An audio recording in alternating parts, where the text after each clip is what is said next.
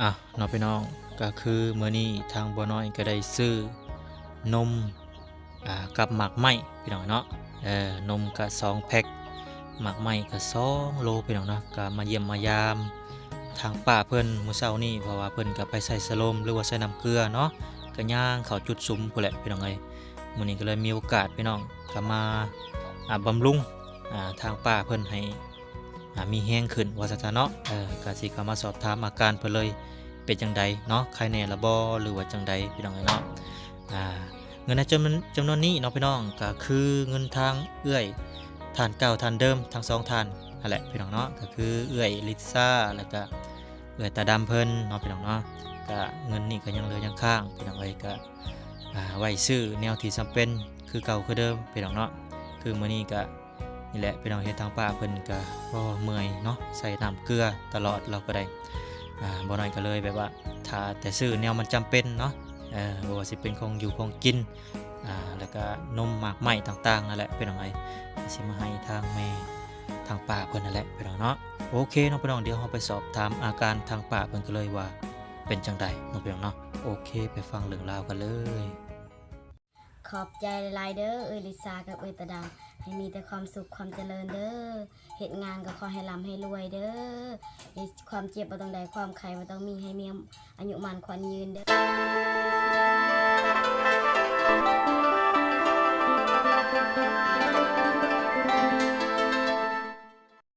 น้องพี่น้องตอนนี้ก็ถือว่ามาฮอดเฮือนน้องลินดาน้องกัญญาเป็นที่เรียบร้อยสบายดีสบายดีโดยปลาสิเบิดแล้วบ่โดนมันเคยเหี่ยวเขานั่นมันบ่ได้เพิ่นบ่ได้แทงหูบ่ปกตินี่มีเข็มแทงหูเด้โดยบ่ได้แทงบ่ได้แทงเนาะไปได้อาการ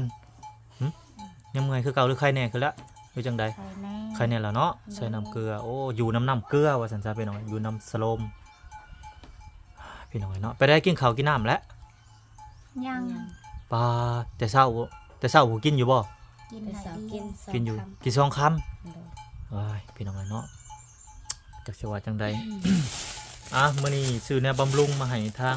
เอื้อยเพิ่นแล้วก็ทางน้องๆเพิ่นกินน้ำกันนั่นแหละพี่น้องเนาะ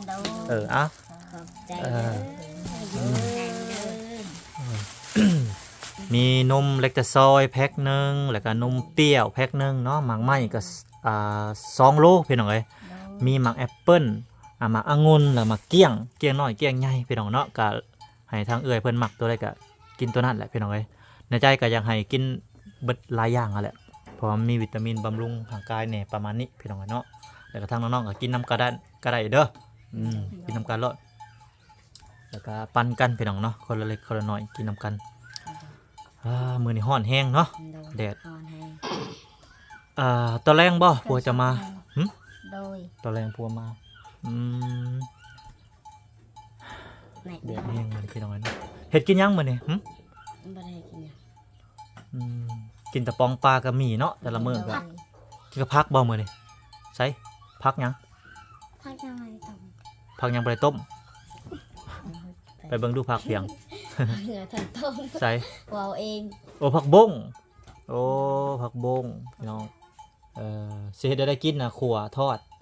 ต้มแล้วบ่ได้ดังไฟพุ่นแหละตอนแรกยังเฮ็ดก็ได้มันร้อนบ่ดังก็ยาไฟนั่นข้าวกับข้าวหิวข้าวเลย สิกินกับหยังบัดหิวข้าวเลยบ่ฮู้ก็แหละปูอีแล้วกันนี่ปลากระป๋องก็เบื่อแล้วบ่เป็นจังได๋ กินแต่ปลากระป๋องบ่ได้เบื่อเนาะ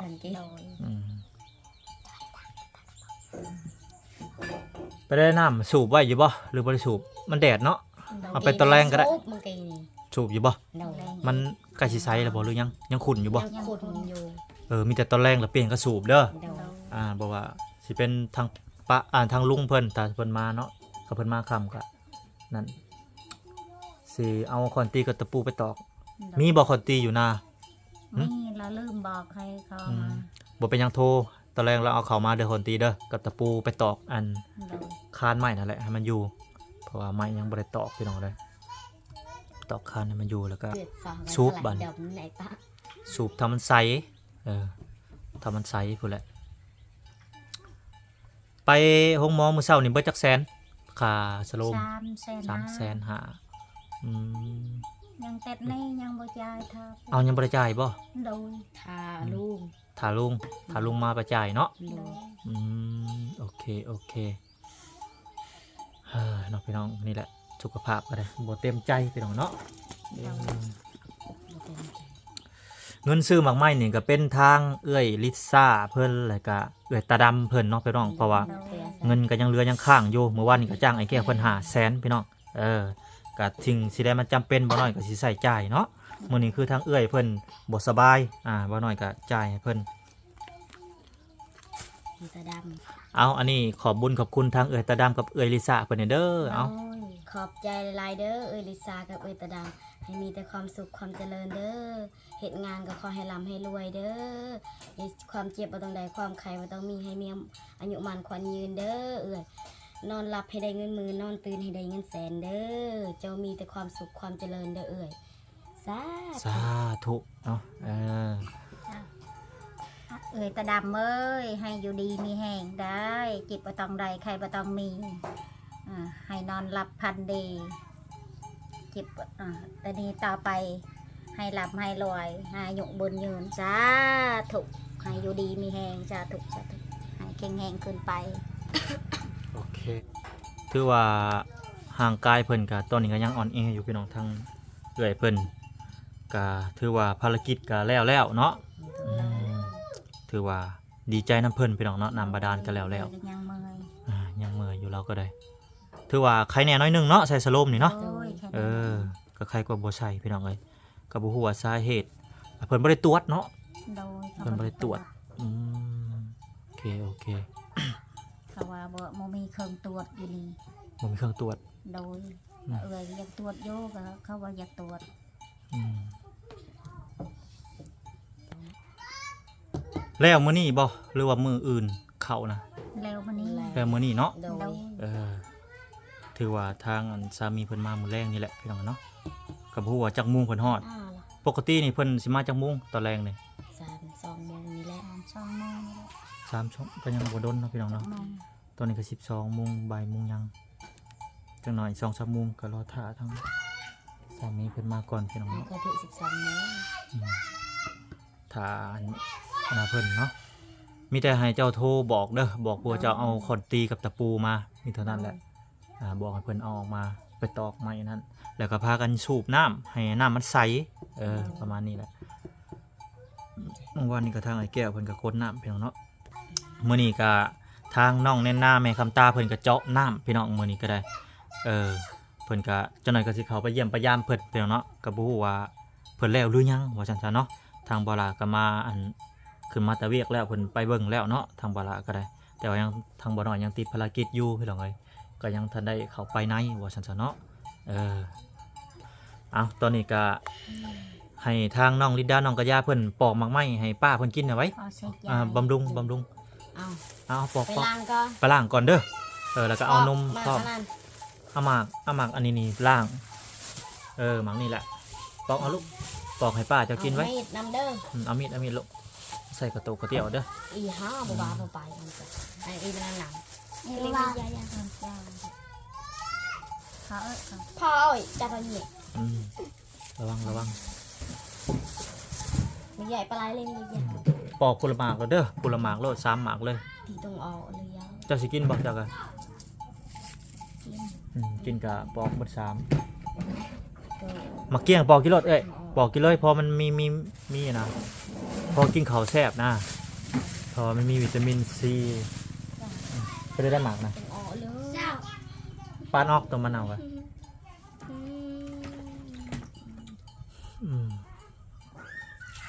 กินพอมันสื่นปากนะเอ้ยถึงว่าเฮาสิบ่อยากเข้ากินตัวนี้ไม่กับเขามันก็มีแฮงในห่างกายเฮาใส่มีดลูกแล้วก็ใส่จานมาใส่ถ้วยก็ได้ใส่ อันนั้นแฮมจ่าเป็นอีจีด ใส่กระโตกก็ดีลูกสลัดปอกกาบมันก็ใส่ตรงยางพอเราทิมลงก็ได้ ตรงที่ตรงออกแล้วก็นี่ลง ปาดเอาลูกปาดเอา นี่สอง ส้มบ่เอาตัวมังใหญ่ลองเบิ่งดูลองมังใหญ่ลูกปอกให้เรากินหน่อย เกือบจันมัดเบอร์ ฮะ เกือบ แทงตาตัวเอง เอาแล้วไปเฮ็ดอันนั้นได้ โอ้ บอก ย ให้ดี ตา ก่ บ อน อดติดต่อจ้า บ่ว่ามาเกี้ยงเพิ่นซื้อมาแต่ไสพี่น้องเนาะคำมาเกี้ยงอันสีส้มๆมาหมากแดงๆน้อยหนึงอ่ะหวานอ่ะนะมาเกี้ยงน้อย มันจะดุ ลองดูตัวนี้ให้ป้าเรากินลองดู ไปเลยอุจิมแม่ ชิมเบิ่งสมบ่สมคือกัน ว่าง หวานกินตัวนี้แหละให้เรากินเลยแล้วปอกแอปเปิ้ลให้น้องกัญญาปอกแอปเปิ้ลพร้อม ตลอดที่บอกตะโกนอ้าวฮาละปลอกแก้วตะโกนอ้าวที่จะออกเพิ่นรอ กินพอหยั่วเขาหยั่วน้ำลงนะ เกิดกระเพาะนะ หมักน้อยให้สมแห้งเนาะน้อยสมแห้ง เกิดกระเพาะกันเลย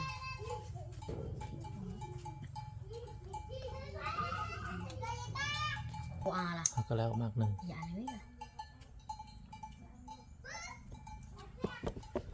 หมักน้อยให้สมแห้งเนาะมียามาองุ่นนะลองกินดูแม่นบ่ จ้าเด้อ ให้เรากินมาองุ่นมาจะหมักอยู่บ่กินอยู่บ่มาองุ่นไปล้างให้เราในน้องลินดาล้างเบิ่นหารถล้างมากินน้ำกันนั่นแหละไป เจาะตะวันออก บ่คือยาขาวอย่างน้ำเลยบ่ อีกแต่ละ กินหมักไหม้น้ำแล้วกินนมน้ำจะหน่อยก็ให้ทั้งน้องลินดาเพิ่นแกะนมให้กินไปหน่อยหมักนมยังเล็กแต่ซอยหรือนมเปรี้ยว ฮะ อันนี้ก็มักคือกัน กินโลดอยากกินตัวใดก็ให้ตัวนั้นให้น้องลินดาแกะใส่กระโตงให้ลูกใส่ระบาดแล้วก็ผ่านอันนี้ปอกนมให้แล้วก่อน ปอกนม เอาเลยปอกนมก็เป็นบาดแกะนม ไอ้น้อยบอกนมก็ได้ มันก็ได้ทั้งนั้นแหละ ตัวแดงโอเค นมเปรี้ยว นมเปรี้ยวก็สดชื่นได้กินแบบเวลาเฮา วิตามิน อืม นมเปรี้ยวคือปลาแบบมักคือคอยเลย อืม โอเค นมเปรี้ยวมัน นมเล็กจะซอย ทางน้องลินดาน้องกัญญาเพิ่นมักนมเล็กแต่ซอยเพิ่นว่า แล้วนมทั่วน มถั่วบ่อ๋อนมมะอึบ่ บ่กินนมมะอึ แม่นมถั่ว กินนมมะอึพร้อมโอเคให้เพิ่นกินก่อนพี่น้องเนาะก็ตามไปด้วยหมากแอปเปิ้ลแล้วก็หมากอันนั้น อยากได้ไปอ้าวกินอะไร กินอดกินน้อยนมก็เกิดดอยนะ โอเคพาเพื่องบาดนี้แล้วก็พาไปแซ่ไปแซ่ นมกันหน่อยสวยบ้างเนี่ยดีปล่อยเจอก็ได้ตั้งหมดหมดก่อนเอาแม่ให้แต่รถติด โอเคพอแล้วลูก อีสไตล์ พาเป็นแซ่พาเป็นบ่แล้วนั่นก็ให้น้องลินดาพาให้จะพาเขาจะพาบ่เป็นอยู่ ทั้งนั้นเหรอ ที่ต้องเอา โอเคปองลงพาเลยน้องลินดา มาจะพา กินเลยพากินน้ำกันนี่แหละพา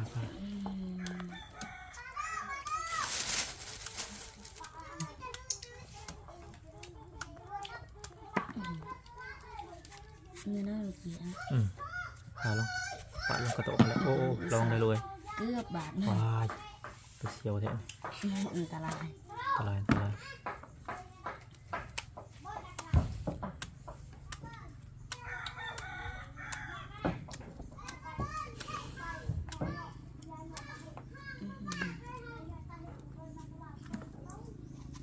โอเคพาสละหมักหนัดนี่ย่อยอาหารได้หมักหนัดนี่กินบ่หมักหนัดหมักหนัด กิน หมักหนัดนี่ย่อยอาหารกระเพาะบอกให้มันข้างคาในกระเพาะเขาเดี๋ยวมื้อหน้าก่อนชื่อหมักหนัดเข้ามา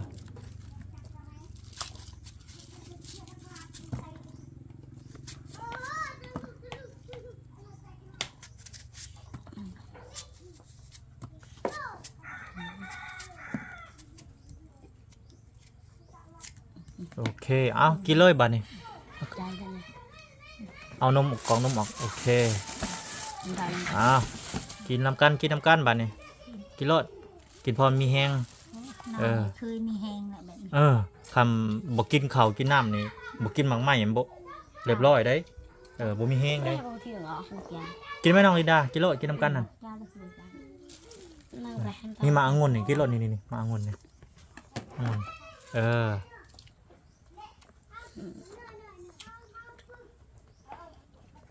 ก็ได้มาองุ่นรสชาติมันสมหรือหวาน ยังมาทันกิน บอกขอถามเจ้า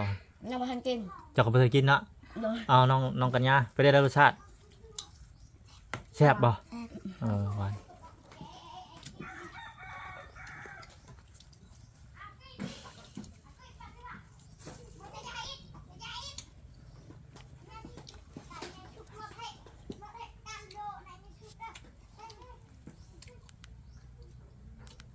กินพอหยวกเข่าลงมันว่างกระเพาะเขาว่างบัดนี้เขาพุ่นท้องได้บัดนี้สมมติว่าบ่มีหยังในท้องเขา จริงๆเนี่ย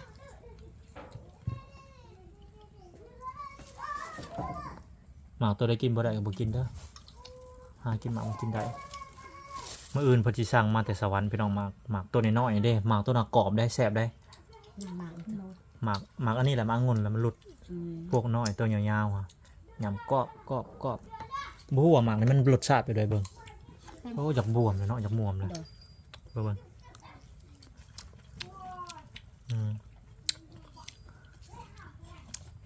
จะมาก่อนค่ะ อยากบวมเลยตัวนี้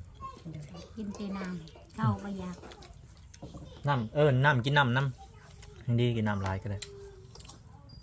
ที่ต้องออกเนี่ย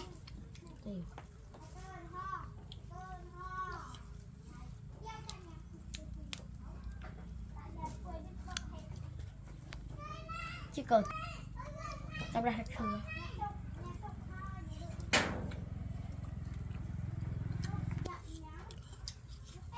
ตอนแรงเสร็จกินยังตอนแรง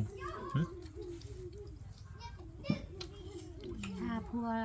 รังคามาปลา โอ้กินปูกินปลาสลับกันไปนำกินอาหารกับหลายๆหมู่เนี่ยเนาะอยากให้กินหลายๆหมู่เนี่ยมันจะมีแห้งกินแต่แนวเก่าแนวเดียวกับบ่มีแห้งเนี่ยสลับกันไปอาหารก็ได้กินแต่อย่างเก่ากับบ่ดีน้ำไม้นี่สำคัญน้ำไม้นี่อย่ากินหลายน้ำไม้นี่บ่ดีๆได้กินน้ำไม้แล้วกูมื้อนี่มันกระเพาะมันย่อยยากได้อาหารนี่แต่มันมีหยังก็เพิ่นเอิ้นกินหลายกับบ่ดีเดี๋ยวโดนกินเทื่อหนึงแล้วได้ตำบักหุ่ง เป็นกระเพาะ เลยจ้ะมันจะเตียวสื่อเอาเลยออกเลยอีกก็ใจ